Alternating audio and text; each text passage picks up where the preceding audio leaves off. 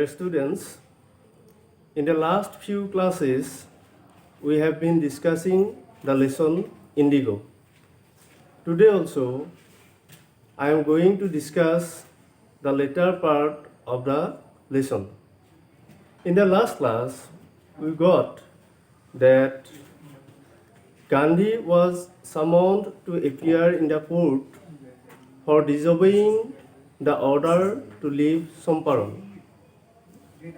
So, before going to the court, Gandhi sent a telegram to Rajendra Prasad requesting him to come to Champaran with some of his influential friends. Accordingly, Rajendra Prasad, Maulana Mazharul Haq, Brij Kishore Babu, and some other prominent lawyers arrived in Champaran. And they held a discussion with Gandhi. During the discussion, Gandhi asked the lawyers if he was sentenced to prison, what would they do? Then the senior lawyer replied that they had come to Champaran to advise and help Gandhi. If Gandhi went to jail, there would be nobody to advise and help, and in that situation, they would also go home. Then Gandhi asked them, what would happen to the problems of the sharecroppers? Then the lawyers told Gandhi that they would consult the matter among themselves, and later the lawyers discussed the matter within themselves and they changed their decision to leave Champaran. They thought that Gandhi was a stranger to the people of Champaran and he was ready to go to jail for the sake of the peasants. On the other hand, the lawyers were very nearby people, and if they would return home leaving the peasants in problem, then it would be very shameful for them. Discussing the matter like that, they changed their decision. They went back to Gandhi and informed him that they would stay in Champaran and they were even ready to go to jail with Gandhi. Then Gandhi exclaimed that the battle of Champaran was won. This means that the support of the lawyers encouraged Gandhi, and he started to believe that if every Indian, like the peasants and the lawyers, would support him in the battle against the landlords, then there would be no situation when they would not be able to defeat the British landlords.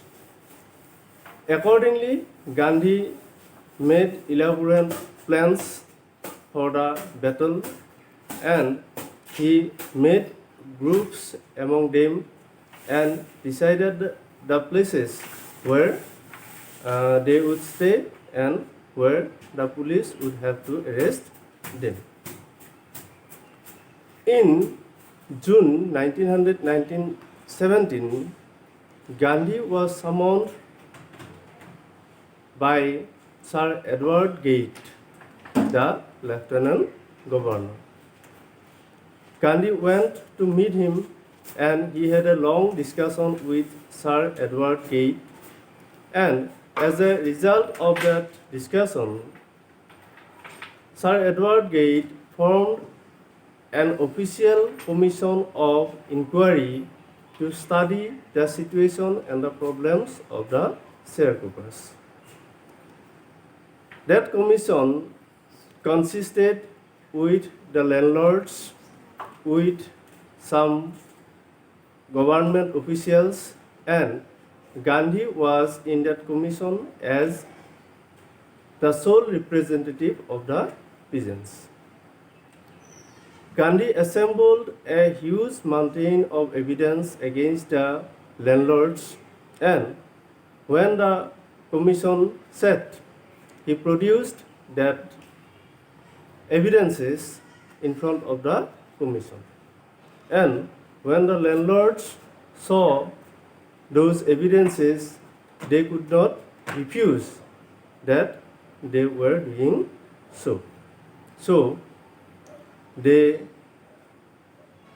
agreed to refund the money which they had illegally or deceitfully collected from the sharecroppers. মৰমৰ ছাত্ৰ ছাত্ৰীসকল, যোৱা কেইটামান class ধৰি আমি ইণ্ডিগো পাঠটি তোমালোকৰ লগত আলোচনা কৰি আছোঁ, আৰু আজিও মই সেই পাঠটিৰেই পিছৰ অংশটো তোমালোকৰ লগত আলোচনা কৰিব খুজিছোঁ। ইয়াৰ আগৰ পাঠটিত আমি পাইছিলোঁ যে গান্ধীয়ে পুলিচ ছুপাৰিণ্টেণ্ডেণ্টৰ আদেশটো নমনাৰ কাৰণে তেওঁক আদালতত উপস্থিত হ'বলৈ নিৰ্দেশ দিয়া হৈছিল, আৰু আদালতলৈ যোৱাৰ আগদিনা গান্ধীয়ে ৰাজেন্দ্ৰ প্ৰসাদলৈ এখন টেলিগ্ৰাফ পঠিয়াইছিল, আৰু সেই টেলিগ্ৰাফখনত গান্ধীয়ে ৰাজেন্দ্ৰ প্ৰসাদক তেওঁৰ কিছুমান সহযোগী লৈ প্ৰভাৱশালী সহযোগী লৈ চম্পাৰণলৈ আহিবলৈ অনুৰোধ জনাইছিল। সেইমৰ্মে ৰাজেন্দ্ৰ প্ৰসাদ, বীজ কিশোৰ বাবু, মৌলানা মাজাৰুল হক আৰু অন্যান্য ভালেকেইজন প্ৰভাৱশালী উকিল আহি চম্পাৰণত উপস্থিত হৈছিল, আৰু তেওঁলোকে গান্ধীৰ লগত আলোচনাত মিলিত হৈছিল। সেই আলোচনাত গান্ধীয়ে উকিলসকলক প্ৰশ্ন সুধিছিল যে যদি ব্ৰিটিছসকলে তেওঁক জেলত ভৰাই থৈ দিয়ে তেওঁলোকেনো কি কৰিব। তেতিয়া তেওঁলোকৰ মাজৰ জ্যেষ্ঠ উকিলজনে গান্ধীক জনাইছিল যে তেওঁলোক গান্ধীক উপদেশ দিবৰ কাৰণে বা গান্ধীক সহায় কৰিবৰ কাৰণে চম্পাৰণলৈ আহিছিল, আৰু যদি গান্ধীয়ে জেললৈ যায় তেওঁলোকে কাক কি সহায় কৰিব বা উপদেশ দিব, গতিকে তেনেকুৱা পৰিস্থিতিত তেওঁলোকো ঘৰলৈ ঘূৰি যাব। তেতিয়া গান্ধীয়ে তেওঁলোকক সুধিছিল যে তেওঁলোক যদি ঘৰলৈ ঘূৰি যায় তেতিয়াহ'লে খেতিয়কবিলাকৰ সমস্যাৰ কি হ'ব। তেতিয়া উকিলবিলাকে বিষয়টো আলোচনা কৰিম বুলি গান্ধীক জনাইছিল, আৰু সেইমৰ্মে উকিলবিলাকে নিজৰ মাজতেই সেই প্ৰশ্নটো আলোচনা কৰিছিল, আৰু আলোচনা কালত তেওঁলোকে এইটো বিচাৰ কৰিছিল যে গান্ধী চম্পাৰণৰ কাৰণে এজন অচিনাকি ব্যক্তি আছিল, আৰু তাৰ বিপৰীতে সেই উকিলসকল হ'ল চম্পাৰণৰ একেবাৰে চুবুৰীয়া ব্যক্তি, আৰু গান্ধীয়ে সেই অচিনাকি ব্যক্তিসকলক সহায় কৰিবলৈ গৈ যি সময়ত জেলত যাবলৈ প্ৰস্তুত হৈ আছে, সেই সময়ত যদি তেওঁলোক ঘৰলৈ ঘূৰি যায় এইটো তেওঁলোকৰ কাৰণে লাজ লগা হ'ব। তেনেকৈ বিবেচনা কৰি তেওঁলোকে শেষত ঘূৰি নোযোৱাৰ সিদ্ধান্ত লৈছিল।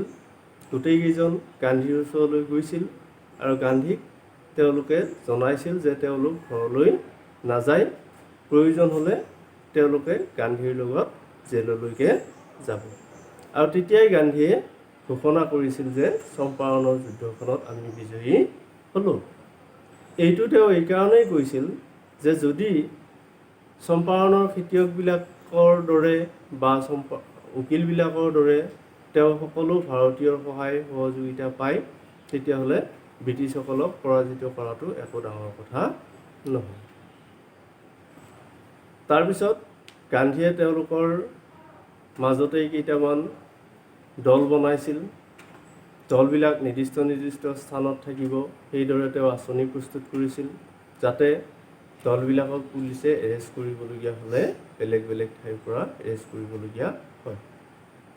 এনেকৈ কাৰ্যসূচী চলি থাকোঁতে 1917 চনৰ জুন মাহত গান্ধীক ছাৰ এডৱাৰ্ড গেইট, তেওঁ আছিল লেফটেনেণ্ট জেনেৰেল, তেওঁ গান্ধীক আলোচনাৰ বাবে মাতি পঠিয়াইছিল।